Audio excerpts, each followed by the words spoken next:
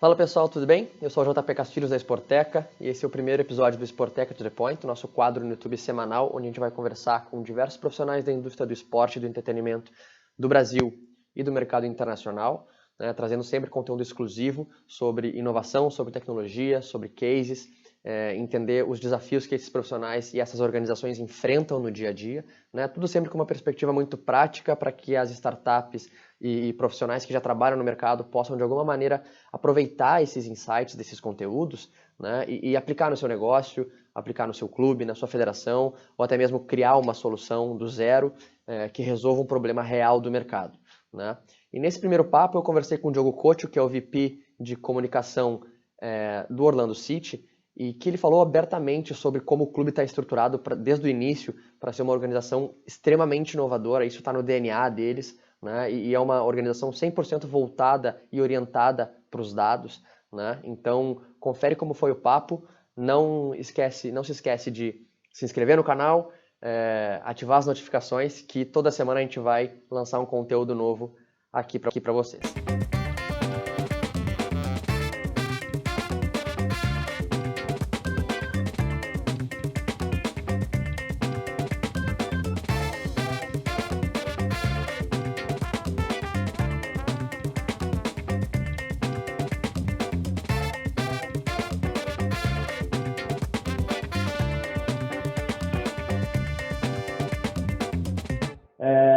Diogo, a gente vem falando há algum tempo já, né, de inovação e implementação de várias tecnologias no esporte, mas para que isso aconteça, né, de verdade, é preciso que o ambiente seja seguro para que esses inovadores, né, para que essas mentes brilhantes e inovadoras, elas possam trabalhar de uma forma ótima, né?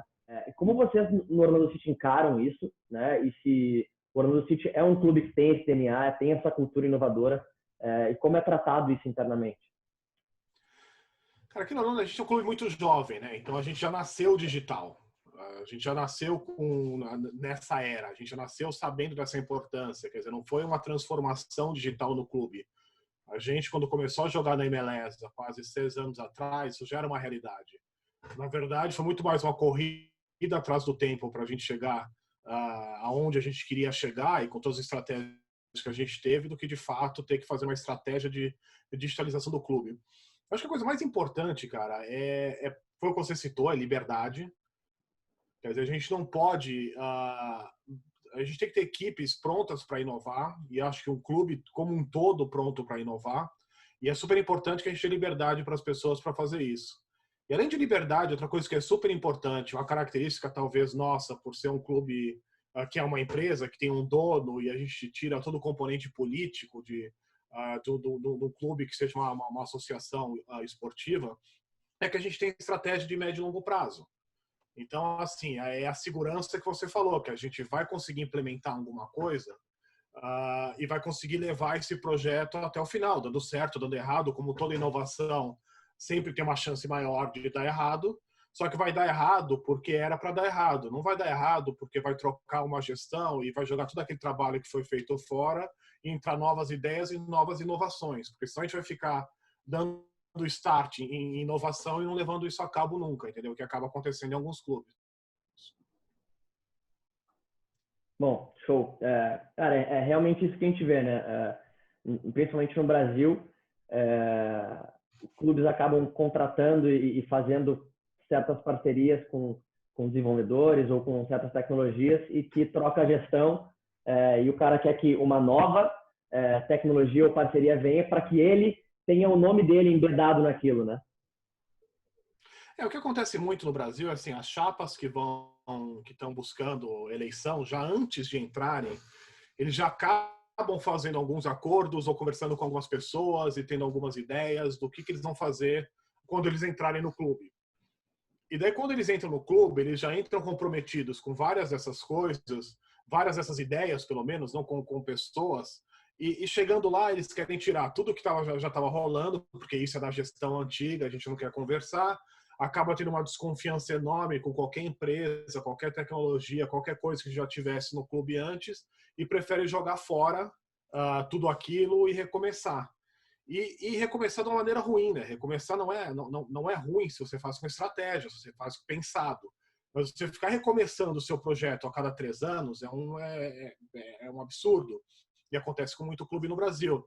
E é o que eu falo, eu converso muito com o clube no Brasil. Assim, o grande problema do Brasil é que uma gestão entra, ela fica um ano tentando entender e tentando destruir o que a gestão anterior fez, implementar as suas novas ideias, um ano trabalhando as suas ideias e um ano tentando a reeleição. Quer dizer, mesmo que você seja reeleito, em 6 anos você perde 3, só, sim, tentando entender e tentando se reeleger, ou reeleger o seu sucessor. Isso não tem, cara, não tem empresa que consiga lidar com isso, com tanta falta de, não só de gestão, como de estratégia de longo prazo. O que eu acho que falta no Brasil, e seria importante para criar um ambiente de inovação, é que a gente coloque algumas normas de governança nos clubes, e isso tem que partir dos próprios clubes, não adianta a gente ficar esperando uma entidade maior do que os clubes fazer isso, que garanta que mesmo tendo troca de presidente, mesmo tendo troca de gestão, as estratégias vão ficar, as plataformas vão ficar, a governança vai ficar. Isso é super importante de qualquer empresa. Existem vários clubes de imenso sucesso no mundo que não são empresa, que eles são associações desportivas, mas eles têm vários mecanismos no estatuto deles que impedem essa mudança, esse renascimento a cada 3 anos, e impede essa falta total de continuidade na governança. O que acontece em muitos clubes? Tudo que você faz e você deixa para o próximo acaba sendo uma estratégia. Porque você pensa, eu vou fazer minha gestão, vou deixar um monte de dívida, um monte de elefante branco para o próximo, ele vai perder muito tempo limpando aquilo, não vai fazer uma boa gestão e eu volto na próxima eleição. Então, isso para uma empresa, para um clube de futebol, é extremamente danoso. Então, assim, com esse modelo que existe no Brasil, ele não consegue levar para a inovação. É muito difícil você inovar. Não é sustentável, né? Modelo como esse existe, por exemplo.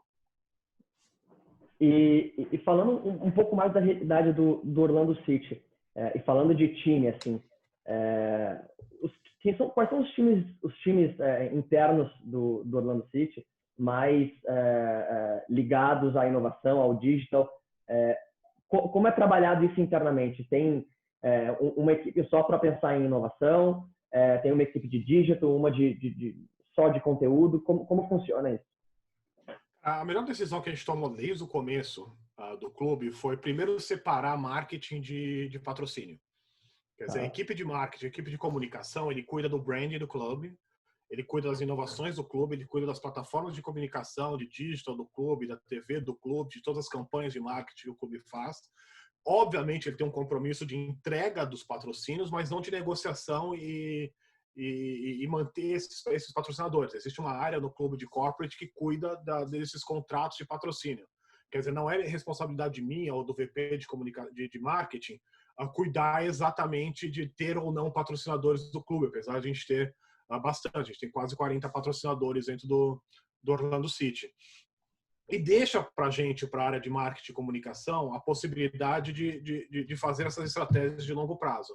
Então, a gente tem uma área que, na verdade, fica bem entre a minha área de comunicação, que inclui as verticais de PR, de digital e de TV, junto com o pessoal de marketing. Então, são pessoas que pensam só no que a gente vai fazer daqui para frente.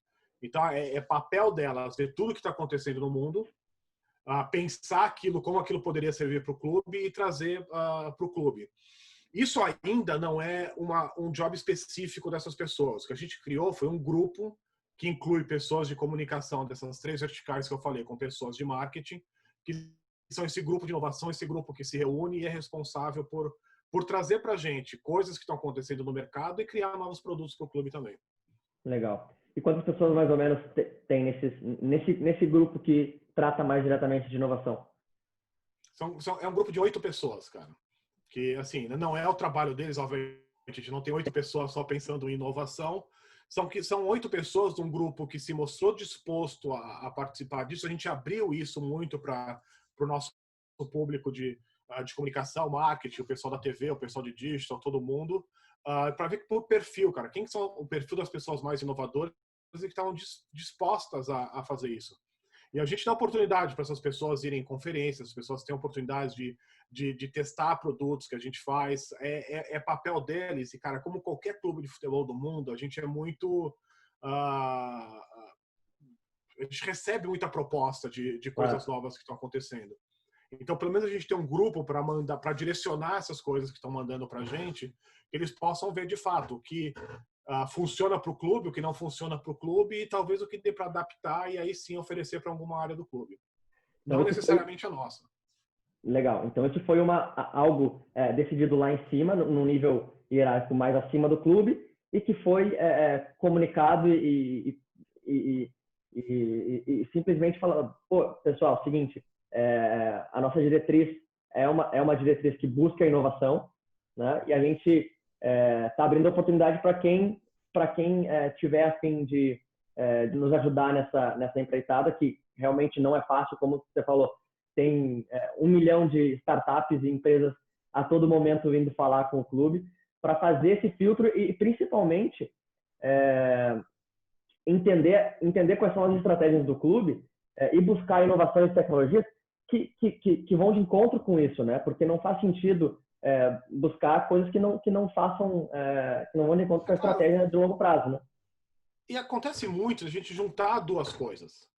Quer dizer, a gente recebe algumas ideias, alguns inputs de alguma empresa, de alguma startup, e vem outra e dá uma outra coisa, a gente consegue juntar talvez essas duas startups, já aconteceu, botá-los para conversar e falar assim, cara, isso funciona para a gente, se você pegar isso que você me falou, juntar com aquilo daquela outra startup, talvez implementar no nosso sistema aqui do clube, isso pode dar samba. E às vezes vira um produto que essas duas empresas acabam fazendo, que já aconteceu também, e às vezes até com nossa participação. Quer dizer, a gente acaba recebendo participação, tem alguns produtos que a gente já fez com empresas como essa, e o nosso novo app, que a gente não lançou ainda, é meio isso, que assim, ficou tão legal e tão incluindo tão dentro da nossa plataforma de CRM, que é pela Salesforce, que a gente criou um produto novo, que outros clubes talvez se interessam por isso, e a gente vai ter uma participação nessa negociação. Óbvio que isso não é nossa estratégia, a gente não quer virar uma incubadora de startups, mas até isso pode acontecer nesse ambiente. E, cara, isso tudo veio, JP, da nossa necessidade como clube novo. Quer dizer, talvez se um Real Madrid, talvez um PSG, talvez um Milan, eles não tenham essa fome de inovar e essa necessidade de inovar e talvez essa coragem de inovar que um clube como o nosso tem.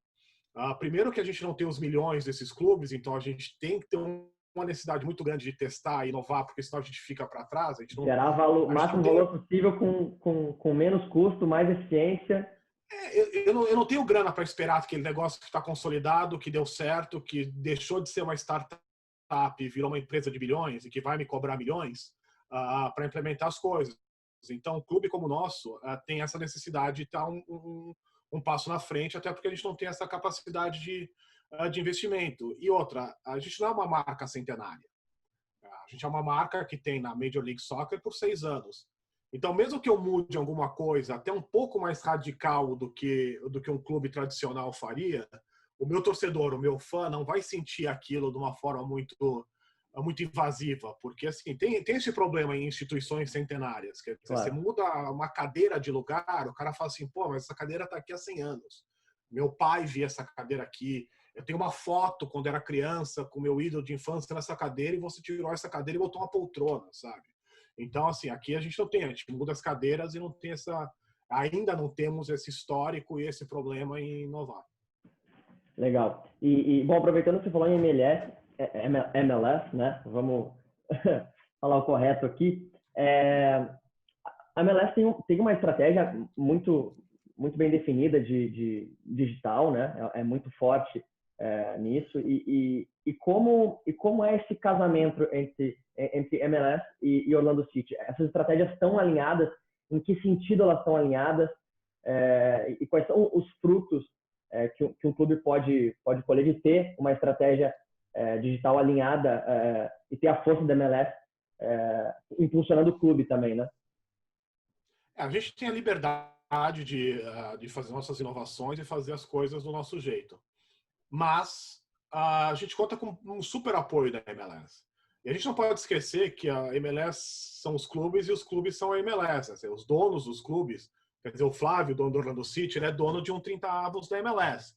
Então, assim, é um negócio como um todo, é um negócio dele também. O clube é uma franquia, né? Quer dizer, o Flávio tem o direito de explorar a marca Orlando City, o Orlando City é a empresa dele, só que ele é dono mesmo de 30% da MLS também. Então, isso, cara, cria pra gente uma possibilidade nesse campo, não infinita, mas com a força de 30 clubes junto, não um só. Então, tem várias plataformas que eu tenho acesso e que a gente tem acesso que eu jamais, ou mesmo, cara, mesmo clubes muito grandes, talvez não tivessem acesso para todos, por um único motivo, que a gente negocia isso em 30. Então, assim, eu não vou para uma empresa que está fazendo avaliação de engajamento em rede social muito legal, ou que a gente tem uma plataforma super bacana de influencers, de conseguir monetizar e precificar cada coisa que cada influencer no mundo faça, para a gente conseguir oferecer para os nossos patrocinadores ou fazer alguma coisa casada com eles, com a nossa marca. Isso é tão específico que estaria... Estou só dando um exemplo, mas isso é tão específico que, cara, a gente não pagaria por isso sozinho. Só que 30 clubes indo para essa empresa e fazendo um contrato para 30 ao mesmo tempo, 30 licenças disso distribuindo, nos dá acesso a coisas muito específicas. Então, isso que é legal. E conversando com o clube no Brasil, só um exemplo recente, eles estavam correndo para tomar uma decisão de que empresa de CRM eles iam utilizar, porque eles sabiam que tinham outros clubes no Brasil negociando com a mesma empresa, colocando exclusividade. Então, se você fechar com a gente, você não pode fechar com outros clubes em volta da gente, ou na mesma série que a gente, ou do mesmo estado que a gente. Quer dizer, não só não tem a parceria para fechar aquele acordo em 30 ou em 24, no caso do 20, no caso do Brasil, na Série A, ou se você juntar a Série A e a Série B, 40 clubes ao mesmo tempo, eles criam obstáculos ainda, quer dizer, que te impedem a ter acesso àquela tecnologia. Isso é muito maluco, né? Porque todo mundo sai perdendo com isso. Claro. Assim, cara, uma plataforma de CRM, ela não tem a menor diferença se o teu concorrente tem ela ou não. Lógico. Mesmo porque a importância do CRM é a sua capacidade de lidar com todos os dados que você está juntando ali dentro e tirar o maior proveito daquilo. Quer dizer, a plataforma é uma plataforma única para praticamente todo mundo. Quer dizer, não tem nenhuma vantagem você barrar o seu concorrente de ter aquilo a não ser prejudicá-lo. E prejudicá-lo de uma forma que não é dentro de campo. Então, isso que eu acho que é a grande diferença da MLS, de ter uma liga, e uma liga, não só uma liga por ser uma liga, ou por ter os clubes organizando uma coisa única, mas que seja uma coisa que seja de fato de todos os clubes, entendeu? E já houve caso de uma tecnologia vir por vocês, e vocês levarem a MLS, e isso ser aplicado para todos os clubes? Isso também acontece? Já aconteceu menos, assim, sendo sincero, assim, em termos dessas tecnologias, dessas plataformas, a gente se beneficiou muito. Quer dizer, a gente entrou na MLS bem depois. A MLS está fazendo 25 anos agora, é o nosso sexto ano na MLS. A gente se beneficiou mais do que a gente levou. Mas uma das plataformas, e a plataforma de CRM é um exemplo muito bacana disso, a gente foi o primeiro clube da MLS que implementou. Foi um sucesso tão grande, um produto tão bacana que, cara, vários outros clubes já estão vindo na mesma escala. Isso vai continuar acontecendo. Novamente, a gente tem um DNA de inovação muito grande, a gente tem um DNA de digital muito grande. E, novamente, por ser um clube que já nasceu nessa era, a gente tem a capacidade de testar coisas e de fazer coisas que outros clubes, mesmo na MLS, não têm. Sim, a velocidade é muito importante nesse caso, né? E entrando um pouco, já que você falou em CRM, e a gente se fala muito em Big Data hoje, né? Se criou uma buzzword aí chamada Big Data, que muita gente nem sabe o que significa. Primeiro, explica um pouquinho como vocês trabalham Big Data, como vocês trabalham as informações que são coletadas de torcedor, técnicas, e como vocês cruzam e avaliam tudo isso num dashboard único. Como funciona isso dentro do Orlando City?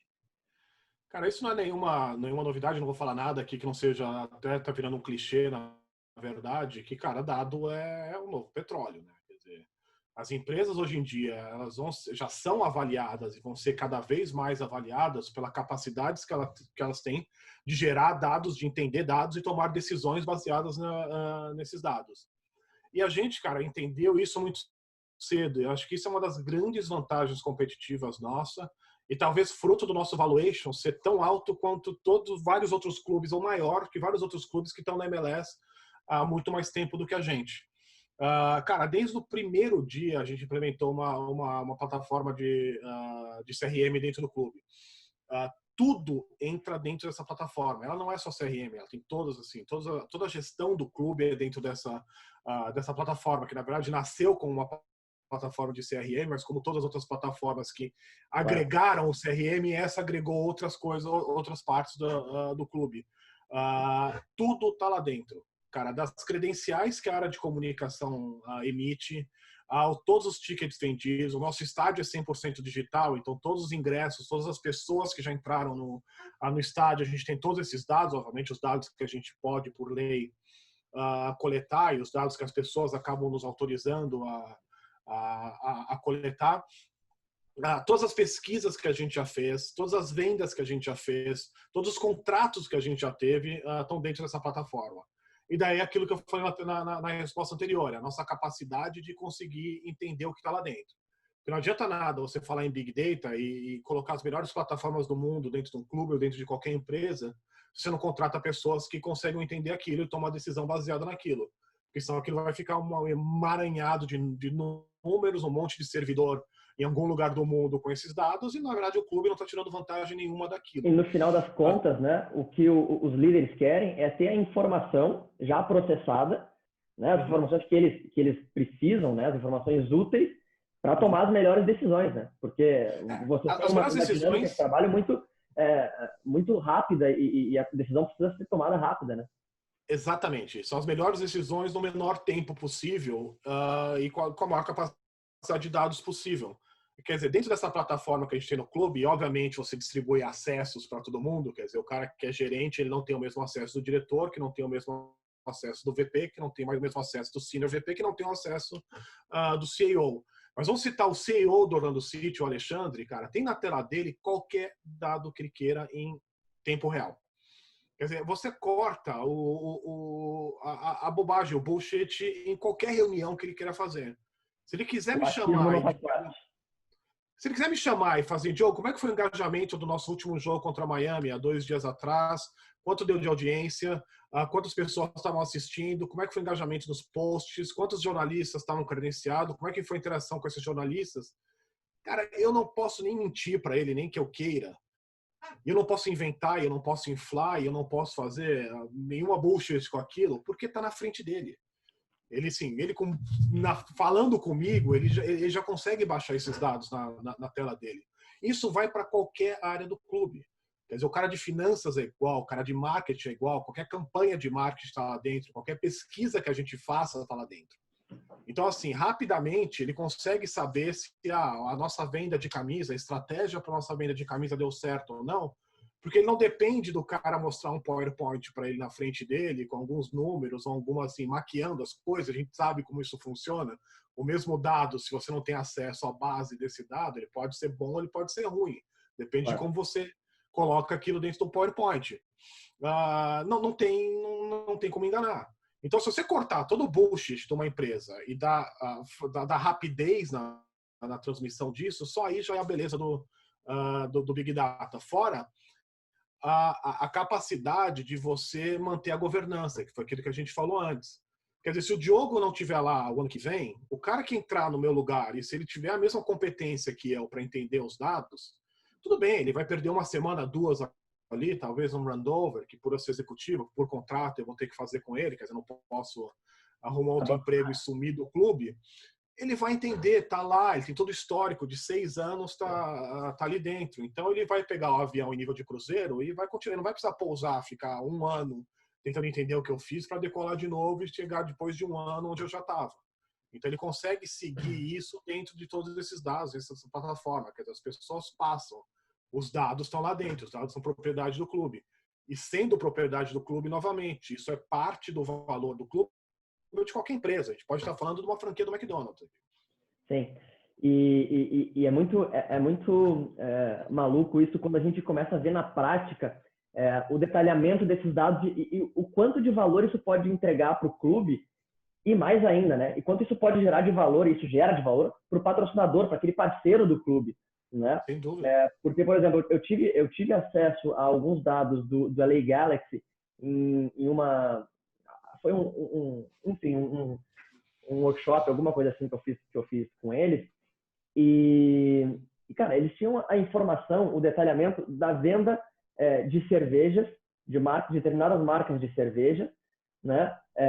Minutos antes de começar o jogo, durante a partida, no intervalo e ao final do jogo, né? Então, tu via a oscilação e tu via que determinada marca, no intervalo, determinada marca sempre era muito superior, em determinado momento, uma outra marca batia essa marca que era muito superior no intervalo e depois elas ficavam mais ou menos iguais. O valor que isso gera para o patrocinador, para fazer uma ativação no intervalo, para que essa competição seja ainda mais acirrada, né?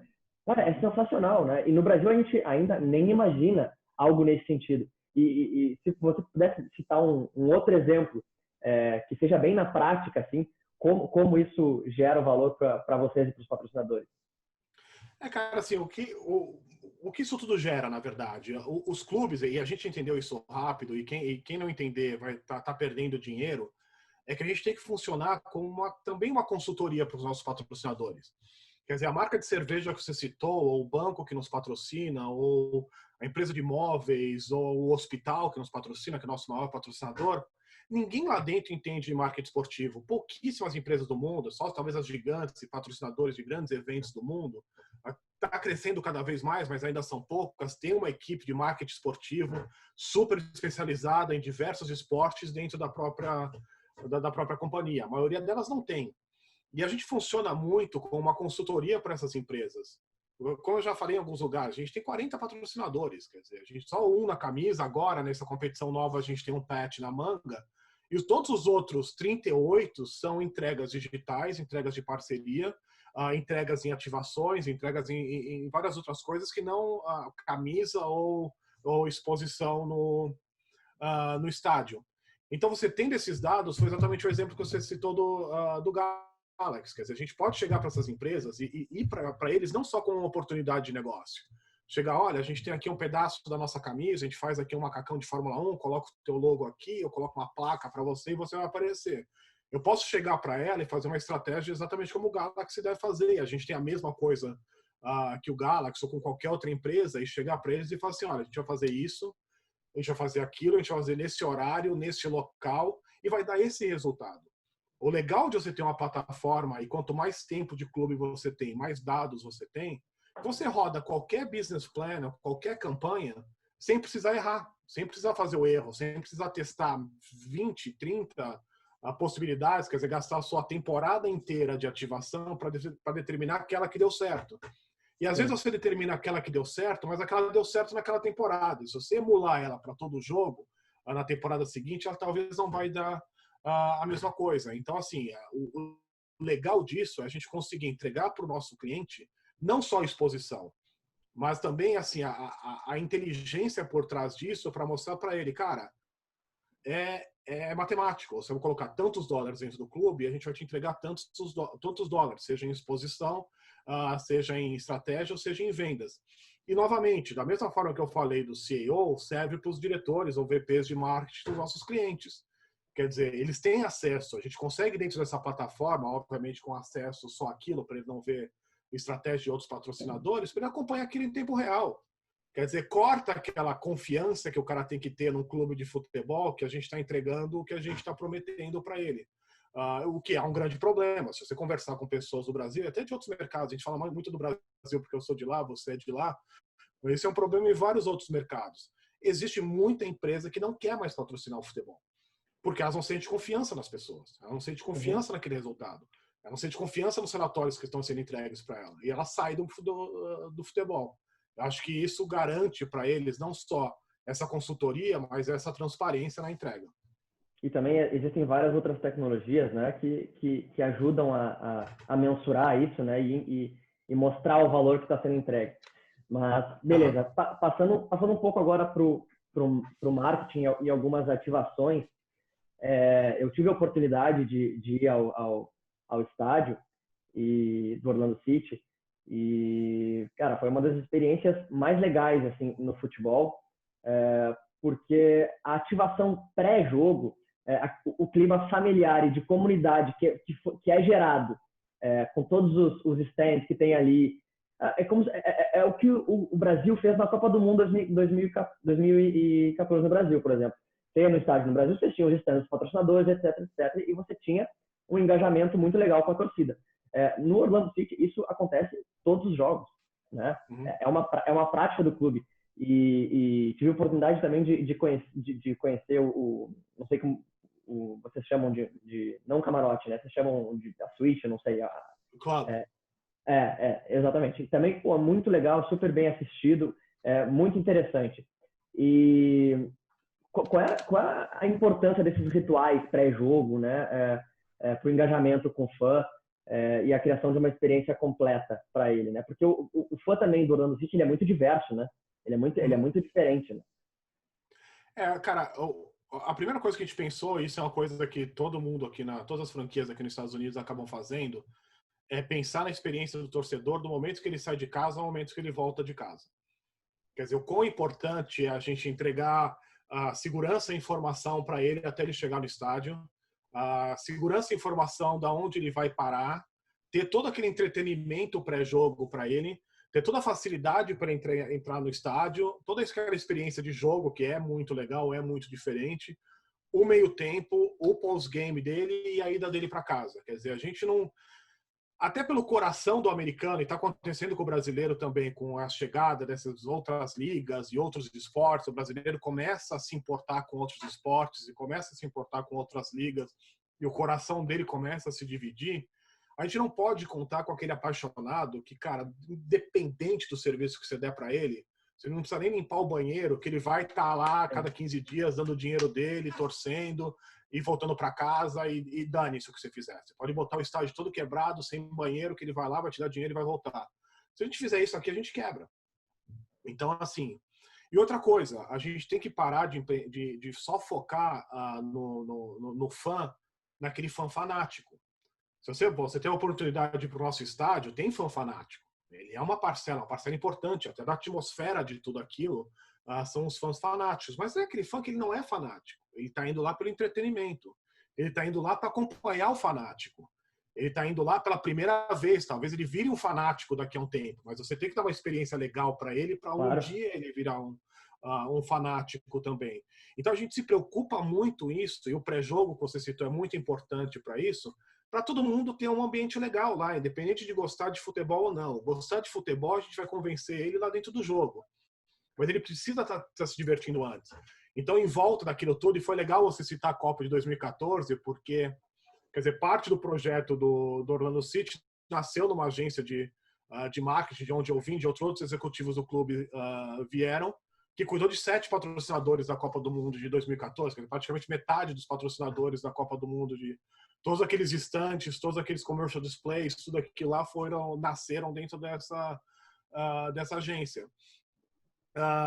Então, assim, é importante que o nosso fã chegue lá, e se o cara, por exemplo, ele é casado e tem 2 filhos, por exemplo, às vezes os filhos são fanáticos pelo ano do City, a gente tem uma torcida muito jovem, mas pra gente é importante que aquela mãe, que aquele pai que estão acompanhando, e aqueles filhos não vão ir sozinhos sem o pai e a mãe, eles chegam em volta do estádio e tem um beer garden super bacana, para eles poderem, cara, ter uma cerveja artesanal de vários lugares de Orlando, ter vários food trucks em volta do estádio que a gente seleciona e muda todos os jogos para você ter a oportunidade de comer uma coisa legal. Que a gente tenha diversão e todas as ativações dos patrocinadores em volta do estádio para as pessoas terem um entretenimento. Chegando no estádio, nosso estádio é 100% eletrônico, quer dizer, a entrada é muito facilitada pelo app, é muito rápido você entrar dentro do estádio, é muito fácil você se localizar lá dentro, vai ser ainda mais fácil a temporada que vem, a gente teve que atrasar, seria nessa, a realidade aumentada que a gente vai fazer dentro do estádio, para você poder se localizar dentro do estádio, com dicas, os próprios jogadores te mostrando onde é que estão os lugares. A gente tem capacidade de Wi-Fi, por exemplo, de uma cidade média nos Estados Unidos dentro do estádio. Se todo mundo fazer streaming de vídeo ao mesmo tempo dentro do estádio, dentro do Explorer Stadium, a banda não cai, funciona para todo mundo. Então, assim, a mesma pessoa que esteja lá para postar alguma coisa, para mostrar que está lá, ou para ver mesmo outra coisa, se o filho está gostando de assistir o jogo, a gente dá essa capacidade para elas. Então, assim, elas não perdem nada tendo dentro do estádio. O halftime é a mesma coisa, a gente dá várias oportunidades e pensa, até na questão de distribuição das comidas dentro do estádio, a gente muda muito aquilo, tem 30% das comidas do estádio, elas são sazonais, elas são por jogo, então mesmo que você vá em todos os jogos, você consegue ter experiências diferentes dentro do estádio, o pós-game é a mesma coisa. Então é pensar que, assim, cara, mesmo se a gente sabendo que 50%, 60% das pessoas não são fanáticas pelo Orlando City, a gente vai garantir que elas vão voltar para casa achando a experiência legal. E um último detalhe nisso, JP, a gente não pode esquecer que a gente está em Orlando. É a cidade da Disney. As pessoas crescem aqui acostumadas com o nível de serviço que é o serviço da Disney. E quem tem oportunidade, quem está nos escutando, que já teve oportunidade em qualquer loja da Disney ou qualquer parque da Disney no mundo, sabe que é uma excelência em tratamento do consumidor e parte da nossa estratégia, até do patrocínio que a gente tem com a Disney, isso que eu ia comentar, parte do pagamento da Disney é feito em treinamento. Quer dizer, os nossos funcionários que têm contato com o cliente, eles são treinados no Disney Institute, que é para dar para esses clientes que estão acostumados com esse nível de serviço a mesma coisa dentro do clube. A barra sobe quando você chega no frente do estádio e tem o logo da Disney ali como patrocinador também, né? Você já espera. O nosso estádio é o name rights da Exploria Resorts, só que cada canto do estádio, dos quatro cantos, é de um outro patrocinador, ele tem um outro nome. Existe um dos cantos, que é esse que você citou, que é do Walt Disney. Legal. E uma curiosidade que eu tenho, eu até perguntei para a Vicky quando eu saí do estádio, foi a seguinte, né? Eu notei que a torcida ela faz muito barulho com os pés pela questão da construção da arquibancada, né? Que ela é uma construção metálica. E aí eu ia perguntar, isso foi proposital ou isso foi algo que veio que foi natural, assim? Não, foi proposital. Na construção do estádio teve duas coisas que a gente sempre buscou barulho. A gente quis ser o estádio mais barulhento da MLS. Veio essa ideia do metal e não sei se você reparou, os tetos são retos e são baixos no estádio inteiro. Então todo o som ele fica confinado lá dentro, o que faz o Explorer Stadium ser um dos estádios mais barulhentos. A gente tem a felicidade de ter um estádio quase sempre cheio, se não sold out, muito próximo de estar sold out. Então o barulho lá dentro, eu que fico no gramado em muita parte do jogo, cara, já tive a oportunidade de vários estádios no mundo, é um estádio realmente diferente, mas ele foi construído para que seja, para aquele barulho não só seja alto, mas que fique lá dentro. Legal. Imagina também que boa parte da torcida seja muito cíclica, né? Seja muito rotativa pela questão do turismo na cidade. Não, tem uma parte que e uma parte que é bem fiel. Quer dizer, dos 25.500 assentos, a gente tem, depende da temporada, entre 16 e 18 mil season ticket holders. Quer dizer, que são aqueles caras que compram para a temporada inteira. E esse mix é legal por dois motivos. Primeiro, que a boa parte da atmosfera do estádio são as músicas, são as pessoas pulando, são as coreografias, é a torcida. A beleza de você no estádio é você ver o jogo ali, ver os craques ao vivo, ver a ação ao vivo, mas participar de tudo que está acontecendo ali. Então, você ter uma torcida fiel que vai sempre é importante nisso, porque senão... não sei se você mora aí na Espanha, você já teve a oportunidade de ir em alguns jogos, em alguns clubes que são muito populares no mundo inteiro, mas que talvez não tenham a melhor atmosfera dentro do estádio, porque tem muito turista lá dentro. Então fica um teatro, as pessoas não sabem torcer por aquilo. Eu passei boa parte do tempo que eu estou na Europa, eu moro há 3 anos na Europa, 2 anos e meio foram em Munique, né? Trabalhei diretamente com jogadores do Bayern de Munique e ia praticamente todos os jogos. E um dos grandes problemas do estádio era realmente isso, a atmosfera ela era muito tranquila, né? Algo que tirava também o tesão do jogo, né? Porque, cara, era muito mais silencioso. No próprio Real Madrid também você vai aqui e é bem mais silencioso, chega a ser chato assim o jogo. E para a gente que é brasileiro, para nós que somos brasileiros, a gente está acostumado com torcida super vibrante. E a do Orlando City, inclusive, quando eu vi, ela se assemelha muito às torcidas da América Latina, né? Inclusive ela tem várias músicas em espanhol, né? Pelo perfil da torcida. E é isso que você falou é verdade. Por exemplo, em Madrid, eu tinha oportunidade de ir cara, eu ia 6 vezes por ano para Madrid numa determinada época da minha vida, porque eu atendi alguns jogadores, vários jogadores que estavam em Madrid ao mesmo tempo. A diferença do Real Madrid para o Atlético de Madrid em termos de torcida, e eu conheci o estádio antigo do estádio do Atlético de Madrid, não tinha oportunidade no novo, era muito diferente. A torcida do Atlético era muito mais apaixonada que a do Real Madrid, até por ter menos esse componente do turismo lá dentro. Não que o turismo não seja importante, é uma parcela importante do nosso público também. Só que a gente consegue, por esse mix, entregar a atmosfera até para o turista ter uma experiência bacana lá, como você mesmo teve. E outro aspecto importante é na questão de negócio. Quer dizer, aí vem do outro lado, que são os outros, entre os que não são os season ticket holders, é questão de consumo. Quer dizer, as pessoas quando vão menos ao estádio, quando vão pela primeira vez ao estádio, pela segunda vez, que elas não são aqueles caras que vão todo final de semana para um jogo, e a gente, por ter 2 times em 2 ligas diferentes, a gente tem jogo no estádio todo fim de semana, do masculino, do feminino, do City, do Pride, elas consomem mais. Claro. Quer dizer, a chance de você ter comprado uma camisa ou várias camisas é muito maior do que o cara que vai toda semana, ele compra uma vez por ano. O cara que vai toda semana, ele se preocupa mais no consumo dentro do estádio. Qualquer estádio do mundo, a bebida, a comida, as coisas são mais caras do que fora. Obviamente, você compra cerveja no supermercado muito mais barato que dentro de uma arena esportiva ou de entretenimento. Então, ele já sabe disso, então ele já cria as estratégias dele para isso. Então, o ticket médio dessas pessoas são menores.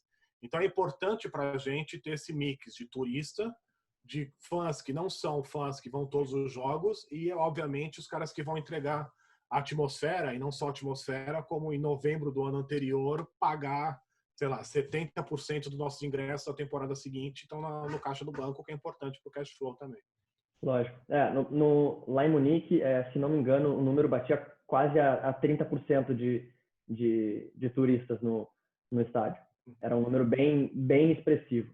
Imagino que no Real Madrid também deve ser algo assim. E 30%, JP, entra no número oficial, porque, como você sabe, cara, tem muito cara no Real Madrid, ou nesses times muito tradicionais, que eles têm aquela cadeira por décadas, por gerações. Quer dizer, o teu avô passou para o teu pai, passou para você, que você não vai vender aquela cadeira de jeito nenhum, porque aquela cadeira que você cresceu indo com seu avô e com seu pai ali, só que você não vai em todos os jogos. Então você acaba revendendo aquele ingresso, 80% daqueles ingressos para turistas também. Só que aquilo entra no número oficial como a cadeira do JP. Entendeu? Lógico. Bom, vamos para o final aqui, que não quero também tomar muito teu tempo. Seguinte, a gente, falando ainda em ativações de marketing, eu queria saber um ou 2 exemplos. Um exemplo eu vou provocar, na verdade, e o outro eu quero que você cite, de algumas práticas de marketing que você acha que merecem destaque. Né? Por exemplo, eu lembro que teve o Neon Night, né? Foi algo bem, bem interessante. Eu queria entender como surgiu essa ideia e como foi fazer essa experiência, né? E se você pudesse citar mais uma. O Neon Night foi uma estratégia super simples e de imenso sucesso que a gente teve, que partiu de uma necessidade comercial. A gente troca a nossa camisa todo ano. Um ano a gente troca a camisa 1, um ano a gente troca 2. Então, a vida de uma camisa no Orlando City ou em qualquer clube da MLS são de 2 anos. Porque assim, ela dura 2 anos, a gente muda cada uma um ano sim, um ano não. E a gente estava chegando ao fim da camisa número 2 nossa, que é toda branca, com o estoque ainda muito alto para ser vendido. Então a gente precisava criar alguma estratégia para vender as camisas brancas que iam mudar na temporada seguinte, que mudaram nessa temporada. E daí a gente criou uma noite chamada Neon Night, que foi uma noite onde a gente fez uma parceria com o Blue Man Group, que é do Cirque du Soleil. Eles se apresentam aqui na Universal Studio, em Las Vegas, em vários outros lugares. Acho que o pessoal conhece o Blue Man. Para quem não lembra, fizeram propaganda da TIM por um bom tempo no Brasil. Exatamente, são aqueles caras da TIM. E criamos um ambiente de neon no clube todo, e que a camisa branca interagia com aquela luz negra e aquele ambiente neon do estádio todo. A gente pintou todas as linhas do gramado com uma tinta fosforescente, onde quando o estádio se apagasse, ela ficaria iluminado o campo de jogo todo. A gente distribuiu neon em toda a volta do gramado, em cima das placas de publicidade. Junto com a parceria do Blue Man, a gente colocou o Blue Man no nosso túnel de entrada dos jogadores no meio tempo, para eles fazerem uma apresentação.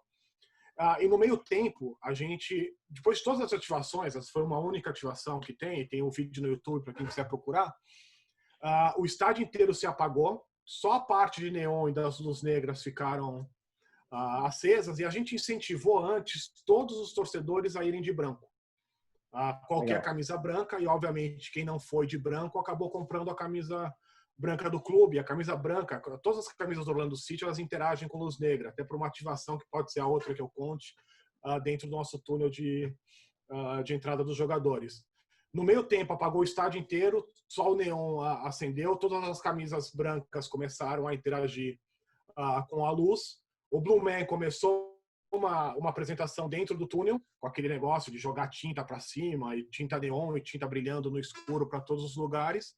E no final dessa apresentação, que demorou alguns minutos, tocando naquelas percussões deles, eles começaram a tocar a música que a torcida toca, que é a música mais famosa da nossa torcida. A torcida, entendendo aquele batuque, começou a batucar junto, cantar junto aquela música da torcida, e foi um momento que a gente iluminou só a parte da torcida organizada. E no meio da torcida organizada estavam mais 4 membros do Blue Man Group dentro da bateria da nossa torcida organizada, interagindo com os torcedores. Cara, essa imagem do estádio inteiro, as camisas interagindo com a luz negra, o campo de jogo iluminado fosforescente, o Blue Man fazendo uma apresentação, foi, cara, a gente teve e até pela parceria com a plataforma do Blue Man, a gente teve um boom de social media inacreditável. Isso foi para o Sports Center da ESPN aqui nos Estados Unidos, como um dos 10 momentos do Sports Center. Com todas as ativações que a gente fez para a camisa branca e para essa Neon Night, a gente vendeu quase 300% mais merchandise do normal de um dia de jogo, incluindo todas as vendas que a gente fez da camisa branca.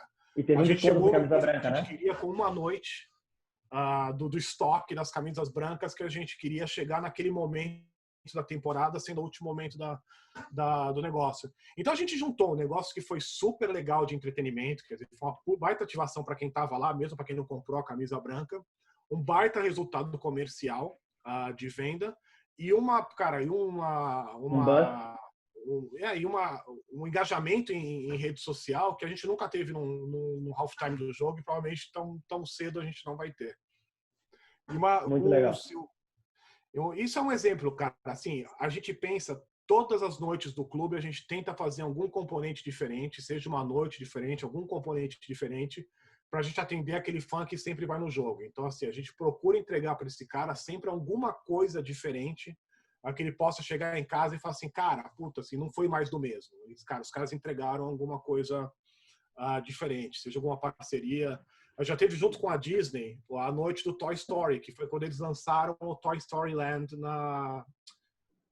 num dos parques dele, no Hollywood Studio. Eles lançaram toda uma área do Toy Story, e a gente tinha um jogo essa semana e eles fizeram. Cara, todos os soldados, toda a parte de segurança do Explorer Stadium dentro do campo, foram aqueles soldados do Toy Story, aqueles soldados verdes do Toy Story. O nosso círculo central, que geralmente é um círculo, a gente coloca uma tela, que é o nosso logo, né, o leão do Orlando City, foi substituído pela bola do Toy Story, aquela bola bem de criança. Todos os personagens do Toy Story interagindo com os fãs. Cara, aquilo também deu uma repercussão enorme, assim, de como, principalmente os soldados, quer dizer, uma coisa simples, Você trocar todos os stewards do estádio por soldados do Toy Story, aquilo já foi para o mundo todo. Uma coisa que a gente tirou, na verdade, a ideia, cara, da Fórmula 1, quando eles fizeram, não sei se você lembra, acho que foi a Red Bull um tempo atrás, que trocou os mecânicos por troopers do Star Wars. Sim. Então, assim, eles iam pro carro do Fórmula 1 como troopers, assim, eram troopers, cara, aquilo foi uma ideia simples, quer dizer, é só você trocar a roupa do cara, obviamente aquelas roupas eram especiais também, como devem ser, mas eram os troopers do Star Wars fazendo. E uma outra, cara, que eu acho super legal, isso foi uma ideia que nasceu de uma pessoa do Orlando City, que deu essa ideia, um cara que cuidava do estádio, na verdade, que hoje, não por isso, mas por outras coisas, trabalha até para a FIFA em ativação de estádio. A gente pegou o nosso túnel, isso também tem foto na internet para quem quiser ver, e primeiro, ele é todo pichado, com frases de apoio do lado que os times de Orlando entram e frases para intimidar o adversário do outro lado. Então eles parecem meio assim, como era o Muro de Berlim antigamente, com pichações orgânicas. A nossa torcida, uma vez por ano, a gente convida a torcida a ir lá e pichar o túnel. Toda essa tinta ela é fosforescente. O nosso túnel inteiro ele é de luz negra, ele não é de luz normal. A gente apaga a luz normal e deixa só a luz negra como a gente entra. E todos os uniformes do Orlando City, do Orlando Pride, sendo do staff, até esse que eu estou usando agora, quanto dos jogadores, eles têm componentes que interagem com luz negra. Então isso dá um ambiente no pré-jogo e no halftime, dentro do túnel, que é uma coisa muito legal. A gente colocou uma câmera robô no túnel todo que consegue captar isso. E sempre é um componente muito bacana dos nossos jogos. Tem muita gente que acaba assistindo o nosso jogo, principalmente o pré-jogo, para ver, cara, já ouvi falar desse túnel do Orlando City, eu quero ver isso, procura na internet, então é muito bacana. E como a MLS traz estrelas do mundo todo, quer dizer, tem imagens de Ibrahimovic interagindo com o Nani no túnel, ou do Rooney quando jogou aqui, ou quando o Kaká jogava no nosso estádio, então a gente tem imagens muito bacanas dessas ativações, todas elas muito simples, cara, assim, nenhuma coisa que eu citei aqui, qualquer clube do mundo não conseguiria fazer, entendeu? Mas assim, ter uma equipe 24/7 pensando naquilo em todos os jogos. E isso, na verdade, é uma tônica também da inovação, né? Não necessariamente precisa ser rock science, né? Não precisa ser uma coisa mirabolante. Simplesmente fazer melhor, fazer com menos, entregar mais e fazer algo diferente, resolver um problema, né? Eu defendo muito que a inovação é a criatividade com o CNPJ, né? Que vira uma solução, né? Porque a criatividade é tu resolver o problema de uma maneira diferente, né? Um problema que já existe. E acho que a inovação... Uma coisa, assim, dito que você falou, JP, uma coisa que casa com a gente, cara, que virou um mantra aqui dentro, que eu falo muito isso, o EP de marketing fala muito isso, cara, para nossas equipes, cara, a gente não tá aqui para ganhar o Emmy, a gente não tá aqui para ganhar o Pulitzer, a gente não tá aqui para ganhar o Nobel, a gente não tá aqui para ganhar prêmio. A gente está aqui para solucionar problema dos nossos fãs e dos nossos patrocinadores. Então, tudo que a gente faz, qualquer estratégia de marketing de comunicação é pensando em entregar para o torcedor e entregar para o patrocinador. Não é para ganhar prêmio, entendeu? Porque senão, quando você entra esse componente da vaidade das estratégias, você entra numa de querer ganhar prêmio, de querer ficar famoso, de querer... Não é, assim, o nosso mantra aqui dentro é entregar para patrocinador e para fã, só isso. E aí vem o resultado, né?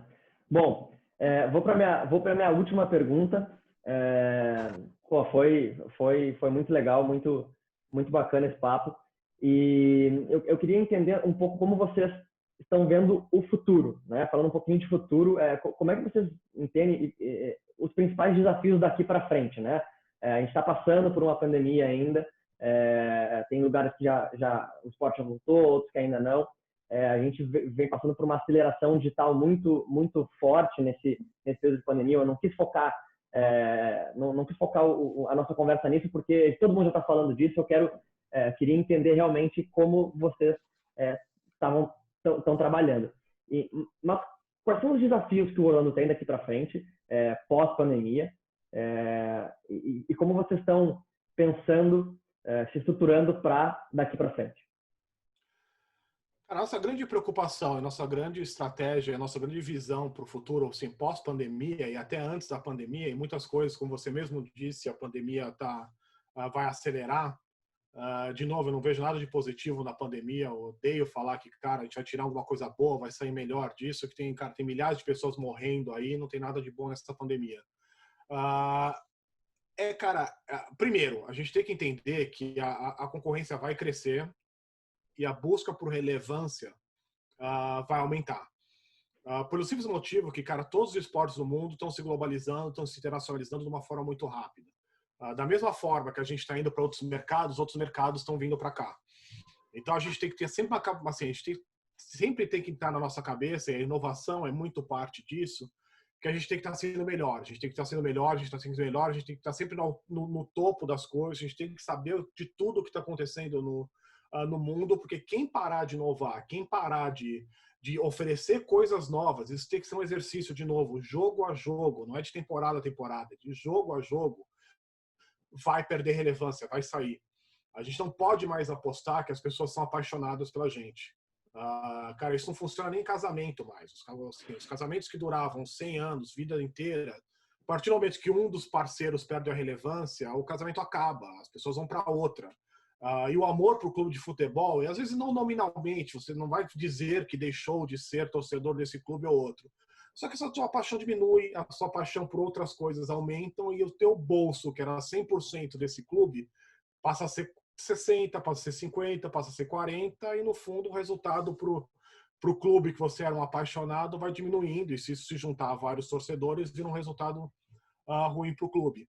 Então a nossa visão é essa, é não parar de lutar por relevância a cada dia. E todas as inovações que a gente faz, todas as tecnologias que a gente implementa, todas as nossas dias e noites pensando e quebrando a cabeça aqui é exatamente para isso. A gente já passou da fase no Orlando City, mesmo em pouco tempo, de buscar um lugar ao sol. Eu acho que o Kaká entregou isso para a gente, eu acho que tudo que a gente fez em comunicação e marketing entregou isso para a gente, os craques que a gente contratou depois, o Nani, entregam isso para a gente, do lado feminino, o Alex Morgan, a Marta. Eu acho muito difícil alguém que esteja no mercado do futebol hoje não conhecer o Orlando City.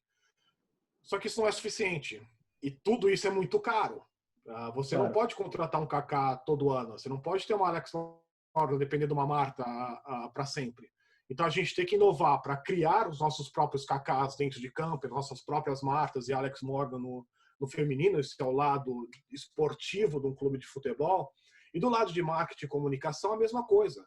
A gente não vai ter dinheiro, e talvez nunca vai ter dinheiro, se a gente tiver dinheiro para fazer e não perder esse componente de ter sido uma startup do futebol muito pouco tempo atrás, a gente vai conseguir fazer muito mais com esse dinheiro se a gente não perder essa visão. Então, cara, é focar em não perder relevância e aumentar a relevância e inovar para sempre. Esse é o foco nosso para o futuro. Legal, show de bola. Bom, Diogo, muito obrigado pelo teu tempo, pela disponibilidade e, bom, seguimos falando, sempre bom trocar ideia contigo. Obrigadão. Legal, cara. Obrigado por seu tempo também, pelo bate-papo. Eu estou à disposição. Sempre que vocês quiserem trocar ideia, a gente está à disposição aqui.